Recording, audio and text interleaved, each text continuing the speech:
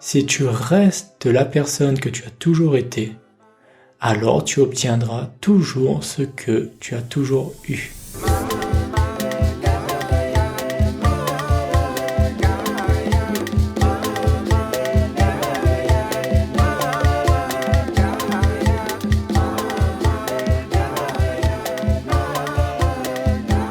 Salut et bienvenue sur le podcast Harmoniser sa vie, je suis Gaël Salési, créateur du mouvement harmonisateur de vie.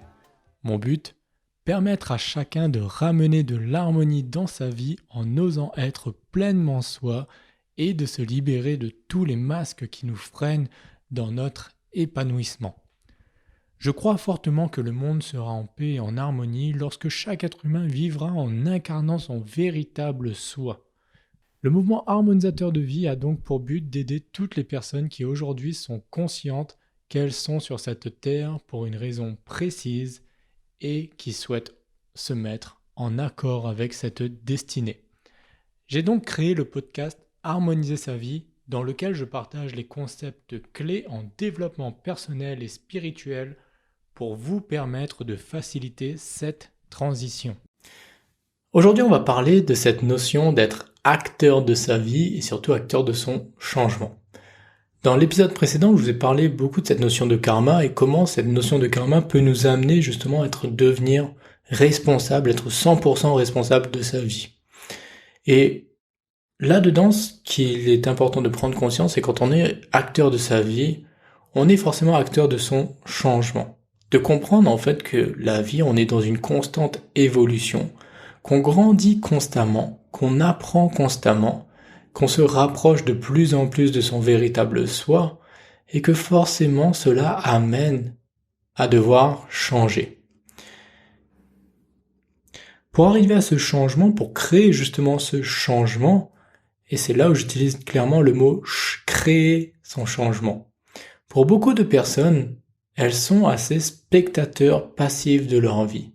C'est-à-dire qu'elles aimeraient avoir beaucoup de choses, un certain confort, elles regardent un peu la vie de certaines personnes et elles se disent « ouais, j'aimerais bien avoir la vie de cette personne-là », mais derrière, il y a zéro action qui est mise en place pour pouvoir justement générer ce changement, arriver à cela.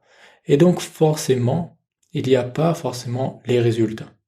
Ou il y a certaines personnes qui, elles, vont essayer, vont mettre en place certaines actions et il n'y aura pas de résultats non plus. Et bien souvent, ce que on doit se rendre compte, c'est qu'il y a ce manque d'alignement entre être 100% responsable de sa vie et être totalement acteur de son changement. De ne pas attendre les circonstances, de ne pas attendre de l'extérieur pour créer le changement. Donc du coup, aujourd'hui, pour vous aider justement dans cette notion d'être acteur de sa vie et acteur de son changement, j'ai envie de vous partager 5 erreurs communes que je retrouve à travers des séances de coaching ou même en discutant avec certaines personnes ou que j'ai pu voir dans mon expérience personnelle sur justement ce qui empêche une personne d'être actrice de son changement. Et tout cela, ça va vraiment être basé sur une chose toute simple, une phrase que vous avez forcément dû déjà entendre si vous vous renseignez sur le développement personnel, c'est que si tu fais ce que tu as toujours fait, tu obtiendras ce que tu as toujours eu. Et cette notion, forcément, on se dit que, pour pouvoir créer quelque chose de nouveau, pour avoir une nouvelle vie, il faut alors se comporter différemment. Et moi, j'ai envie d'aller au-delà de justement cette phrase. C'est de se dire, si tu restes la personne que tu as toujours été, alors tu obtiendras toujours ce que tu as toujours eu.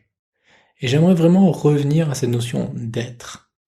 À nouveau, comme j'en ai parlé sur le podcast de trouver le sens de sa vie, toute la clé est dans l'être. Généralement, quand on veut créer un changement, cela veut dire qu'en gros, si on parle dans sa vie de tous les jours, il y a une notion pour moi de chemin. C'est-à-dire qu'on va partir du point A, c'est-à-dire la situation actuelle dans laquelle on est, et la nouvelle situation que l'on veut créer, qui est le point B, le résultat justement que l'on veut obtenir. Par exemple, j'aimerais avoir un nouveau boulot, actuellement j'en ai un, et j'en veux un nouveau, donc c'est le point B, le nouveau boulot. Il va falloir justement marcher sur un chemin qui va me mener de ce point A à ce point B. Donc c'est un peu de se dire on a un chemin de vie en quelque sorte sur lequel on est. Quel est le chemin de vie qui nous correspond? C'est une question qui revient souvent. Mais là-dedans, comment est-ce que l'on fait justement ce changement? Eh bien déjà, il faut se dire que si on n'est pas nous-mêmes acteurs, peut-être que si on attend des circonstances différentes, on attend que ça là vienne de l'extérieur, on sera poussé peut-être sur un chemin totalement inverse de celui qui nous relie de A à B. On sera peut-être amené vers C plutôt que vers B. Et donc aujourd'hui, j'ai vraiment envie de vous emmener à prendre conscience de certains points pour redevenir acteur. La première erreur qui est faite, c'est que beaucoup de personnes vont rester fixées sur l'extérieur et non pas sur l'intérieur. Comme je l'ai dit, j'ai moi reformulé cette citation en disant que si tu restes la personne que tu es, tu obtiendras toujours ce que tu as toujours eu. Eh bien, l'extérieur, justement, c'est tout ce qu'on ne peut pas contrôler, qu'on n'a aucune maîtrise dessus. L'intérieur, c'est soi, en quelque sorte, c'est d'abord prendre conscience qu'il faut d'abord travailler sur soi pour obtenir un réel changement. Lorsque je dis travailler sur soi, c'est, je reprends cet exemple du travail, j'ai un nouveau travail, j'aimerais avoir un nouveau travail. Quelle est la personne que je dois devenir pour m'assurer d'avoir ce poste qui est là? Déjà, on va regarder les critères qui sont demandés. Donc, quelles sont les compétences qui vont être demandées pour pouvoir le faire? Est-ce que j'ai ces compétences-là?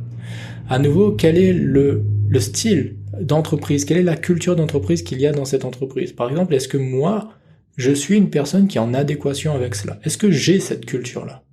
Est-ce que j'ai envie d'avoir cette culture-là aussi? Et toutes ces questions-là, c'est vraiment de se dire à l'intérieur de soi d'abord et non pas chercher à l'extérieur. Beaucoup de personnes vont chercher justement à se dire, ok, qu'est-ce que les gens font pour obtenir cela? Et donc je vais faire pareil. Qu'est-ce que les gens ont? Quelles sont les ressources nécessaires pour obtenir ce changement? Et je vais aller chercher à acquérir ces ressources. Alors que la clé, elle est d'abord de devenir la personne qui a ces ressources. C'est pas les ressources qui font la personne, c'est la personne qui font les ressources. Cette phrase-là est super importante, de travailler sur son être avant tout. C'est souvent ce qu'on travaille avec en coaching, on voit dans les croyances limitantes. J'ai fait aussi un épisode justement sur les croyances limitantes que je vous invite à voir, qui permet justement de changer son mindset. Et que quand on change son état d'esprit, c'est à ce moment-là qu'on arrive à atteindre certains objectifs. Le fait que justement, dans cette citation qui dit « si tu fais toujours ce que tu fais, tu obtiendras toujours ce que tu as toujours eu ».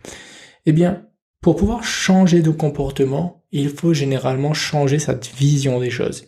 Il faut changer les idées, les croyances que l'on a bien souvent pour pouvoir avoir un nouveau comportement. Et cela, c'est un travail qui se fait à l'intérieur de soi et non pas à l'extérieur. La deuxième erreur que je vois, c'est de se comparer aux autres. Beaucoup de personnes vont se dire aussi, justement, moi j'aimerais avoir une vie qui correspondrait à cela, et elles vont regarder les autres qui peuvent avoir une vie qui peut être un peu similaire à celle qu'elles aimeraient, et elles vont vouloir faire exactement ce que ces personnes font. L'idée là-dedans, c'est sûr qu'on peut s'inspirer des gens, et je ne dis pas que c'est une mauvaise approche aussi de vouloir s'inspirer des gens, mais de vouloir devenir un copier-coller des autres n'est pas du tout la solution. Lorsque l'on se compare à d'autres personnes aussi, ce qui se passe, c'est que parfois, on ne va pas passer à l'action, on ne va pas réaliser les actions nécessaires parce qu'on aura l'impression que cette personne-là y arrivait facilement. Que les gens, comme si du jour au lendemain, ils ont pu devenir ce qu'ils sont. Mais ce qu'il faut se prendre conscience quand on se compare aux autres, c'est que généralement, on n'a pas déjà le même point de départ. On n'a pas les mêmes ressources, on n'a pas les mêmes compétences, on n'a pas les mêmes expériences de vie de cette personne-là. Donc du coup, si vous êtes en train de faire une espèce de course avec cette personne-là pour arriver à ce que vous souhaitez, dites-vous bien que vous ne partez pas avec les mêmes... Vous n'avez pas le même point de départ. Vous n'avez pas les mêmes ressources, vous n'avez pas tout ce que j'ai cité juste avant, justement pour commencer. Donc, il y a de très peu de chances que vous puissiez arriver à la même destination que cette personne-là en faisant les mêmes choses qu'elle. Donc, l'idée, c'est au lieu de chercher autour de soi et de se comparer aux autres, c'est de déjà se comparer à soi-même. Qu'est-ce que moi, j'ai fait d'être juste auto-centré dans ces projets? de simplement se demander, ok, quelle est la ligne directrice que moi j'ai envie de prendre? Quelle est la personne que moi j'ai envie de devenir? Qui j'étais il y a 5 ans? Ok, j'ai avancé, tant mieux, je suis toujours en train d'avancer vers là-bas. Et ça permet justement de garder la motivation, en gros. Parce que se comparer aux autres, il n'y a rien de plus démotivant que cela. Parce que vous allez voir toujours les bons côtés chez les autres, et vous allez voir tous les côtés négatifs chez vous. Et vous allez comparer, du coup, votre négatif avec le positif des autres. Et donc, forcément, c'est démoralisant.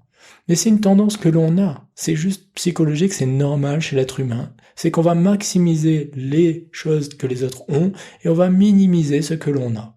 L'herbe est toujours plus verte ailleurs. Mais il n'y a rien de plus démoralisant. Et donc, forcément, si on a tendance à se comparer avec les autres, c'est difficile de créer un changement. C'est difficile de se dire, je vais être responsable de moi-même. Parce qu'on a l'impression que c'est difficile de le faire. Et du coup, cette notion de difficulté, justement, elle m'amène à notre troisième erreur, c'est de vouloir chercher la facilité. Beaucoup de personnes veulent prendre le chemin qui amène le plus rapidement. Tout le monde cherche ce qui est facile. Si on regarde les formations, les types de formations que l'on trouve en ligne, c'est devenir riche en 5 minutes, acquérir telle chose en 30 jours, faire ça de manière facile, faire ça sans cette difficulté-là. Comme si c'était la manière de vendre aujourd'hui, tout doit se faire avec facilité. Comme si un travail justement pour obtenir un projet qui nous tient à cœur, qui a énormément de valeur, ça va être facile. Mais c'est juste contre-intuitif. C'est-à-dire que toute chose qui a de la valeur, qui est rare, ou qui a justement de l'importance, forcément va demander un investissement important. La facilité ne peut pas être mise en avant lorsqu'on veut créer une vie, un épanouissement. Lorsqu'on tend vers un but d'épanouissement, de développement de soi, de devenir et d'incarner la véritable personne que l'on est, le mot facile n'existe pas. C'est juste impossible. Parce que la facilité, c'est de vouloir passer par un chemin où il n'y a aucune embûche. Mais pour justement se transformer, pour devenir une nouvelle personne, il va falloir forcément avoir de nouveaux apprentissages. Quel est le meilleur instructeur au monde? La vie, les expériences que l'on a, les échecs. Plus vous allez avoir d'échecs, plus vous allez apprendre, plus vous allez tirer de leçons et plus vous allez vous améliorer et plus vous allez avoir des compétences pour pouvoir justement vous rapprocher de votre véritable être. Mais si vous cherchez les chemins faciles, c'est-à-dire l'autoroute, ça veut dire que sur cette autoroute, beaucoup de personnes y passent. Il y a un fort trafic. Ça veut dire qu'en gros, sur ce fort trafic, il y a déjà eu quelqu'un qui est passé avant, qui a déblayé le passage. Quelqu'un qui a ouvert les vannes. Et donc forcément, il n'y a plus de difficulté sur cette route. Si vous marchez sur une route où il n'y a aucune difficulté, vous n'aurez aucun échec, donc vous n'aurez aussi aucun apprentissage. Vous n'aurez aucune leçon. Vous allez donc stagner. Vous allez donc faire exactement les mêmes choses, vous allez rester la même personne. S'il n'y a pas de difficulté, il n'y a aucune amélioration. Et forcément, au départ, quand on est jeune, quand on est petit, quand on est un enfant, c'est normal de chercher la facilité. On va pas mettre un enfant face aux plus grandes difficultés du monde au départ. Petit à petit, on augmente la difficulté, forcément. Mais il y a un moment dans sa vie où il faut être prêt à se jeter et à se dire j'y vais à 100% et qu'importe ce qui se passe, la difficulté, j'y vais.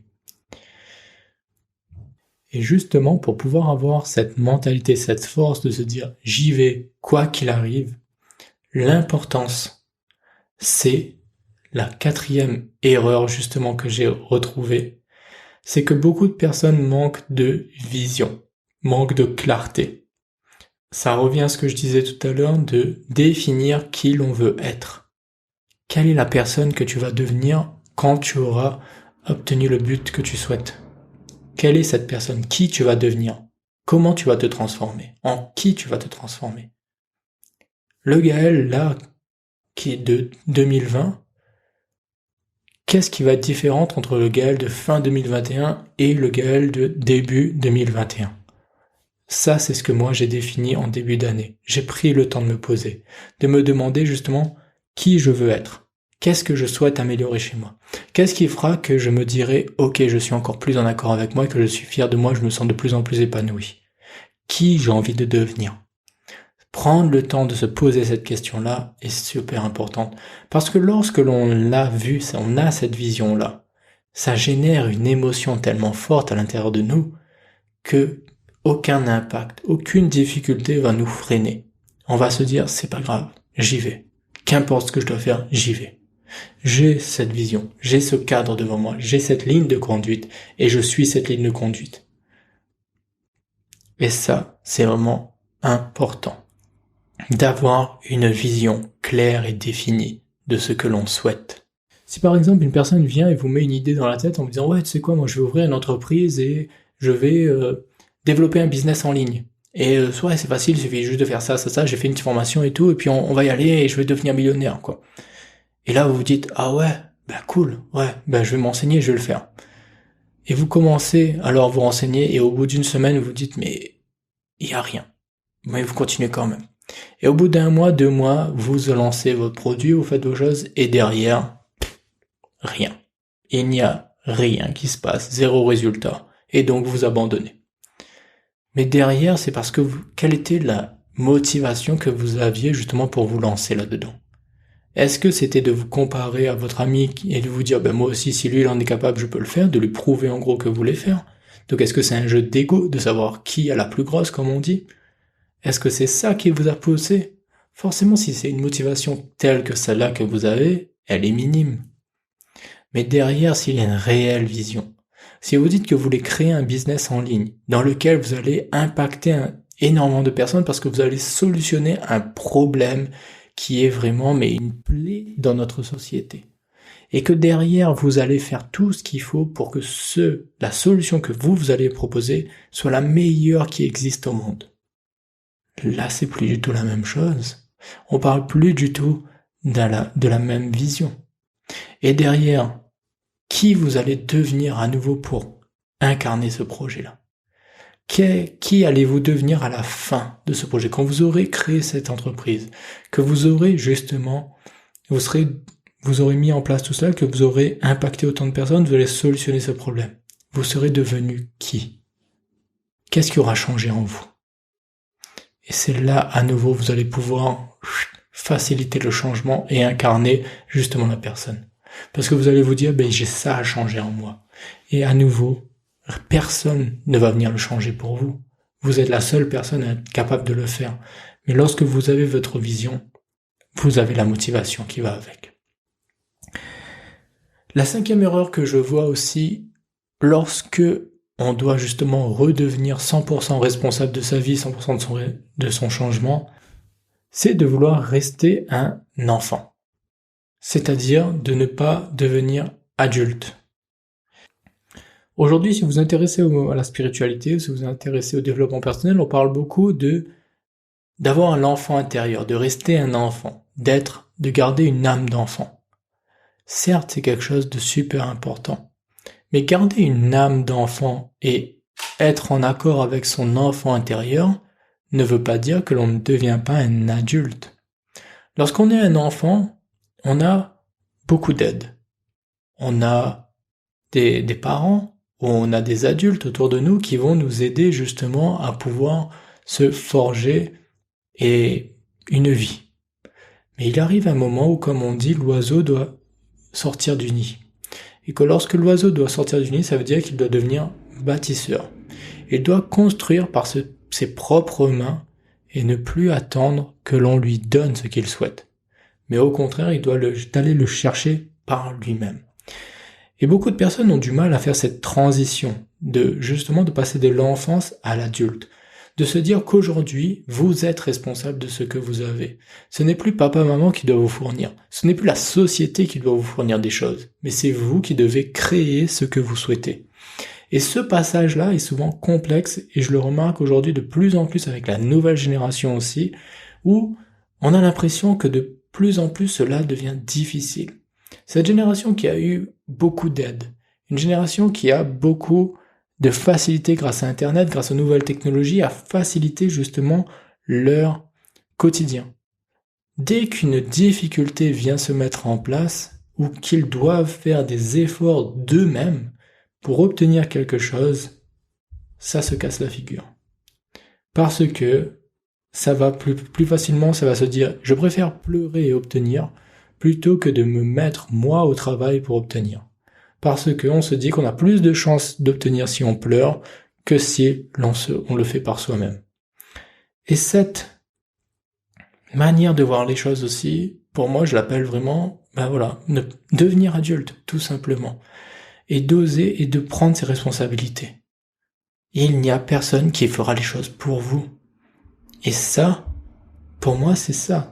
Quand on est enfant, on peut se permettre de se dire « je vais pleurer et quelqu'un va venir m'aider, un adulte va venir parce que je suis fragile, parce que je n'ai pas encore développé mes compétences suffisantes pour obtenir quelque chose. » Ok. Et il arrive un moment où ce n'est plus le cas. Il arrive un moment où quand vous devez créer votre vie à vous, personnelle, ce qui va réellement vous épanouir, c'est à vous de faire les actions et uniquement à vous. Et c'est à vous de créer, d'utiliser vos compétences, d'utiliser votre potentiel, d'utiliser ce que vous possédez vous pour faire les choses. Et non plus se baser sur l'extérieur, ne pas prendre les compétences de papa ou les compétences de maman, ne pas se baser justement sur les possessions justement des autres adultes pour pouvoir réaliser. Il y a un moment où il va falloir se dire je fais les choses, et c'est presque de l'ego qu'il faut aussi mettre en avant. Au bout d'un moment, même si c'est égoïste de se dire je refuse qu'on me donne quoi que ce soit parce que j'ai besoin de grandir. J'ai besoin aujourd'hui qu'on me laisse faire mes erreurs, qu'on me laisse tomber aussi. Parce que forcément, dès que vous allez vous sortir du nid, vous allez faire face à des difficultés. Vous allez sortir justement du cocon familial dans lequel vous êtes protégé. Et il va falloir créer votre propre cocon, votre propre zone, votre propre protection face au monde. Et ça aussi, ça fait partie de la vie. Ça fait partie du fait d'être 100% responsable de sa vie. Et c'est super important, au bout d'un moment, d'avoir ce déclic à l'intérieur de soi. De se dire qu'il le faut. À nouveau, il y a cet équilibre, forcément, je ne demande de garder justement son enfant intérieur aussi, de pas devenir une personne omnibulée justement par il faut faire, et justement rester connecté à soi. Trouver cet équilibre justement entre le lien que j'ai avec les autres et le lien que j'ai avec moi-même, et de ne pas être uniquement auto-centré et à vouloir justement travailler tout seul dans son coin. Quand on est un bâtisseur, on construit aussi, on peut s'allier avec d'autres personnes. Mais ça ne veut pas dire d'aller quémander envers les autres, ça ne veut pas dire d'aller justement pleurer pour obtenir des choses. Non. C'est de bâtir par ses propres mains et avec sa propre volonté, ses propres compétences. Donc voilà ce qui conclut cet épisode aujourd'hui où j'ai été un peu moins, on va dire, philosophique, un peu plus en mode coaching, développement personnel. Là, c'était moins en train de parler spiritualité, mais je trouve que cet épisode fait quand même suite à ce que je parlais du karma et de la notion de responsabilité. D'ailleurs, si vous n'avez pas vu ou écouté ces épisodes, je vous invite à les regarder sur mon site internet. Vous avez les liens dans les différentes descriptions. Je vous souhaite à tous une magnifique semaine. Prenez bien soin de vous. On se retrouve dès lundi prochain pour le nouvel épisode. D'ici là, je vous invite à prendre soin de vous. Et surtout, n'allez jamais à l'encontre de ce que vous dit votre cœur. Bye bye.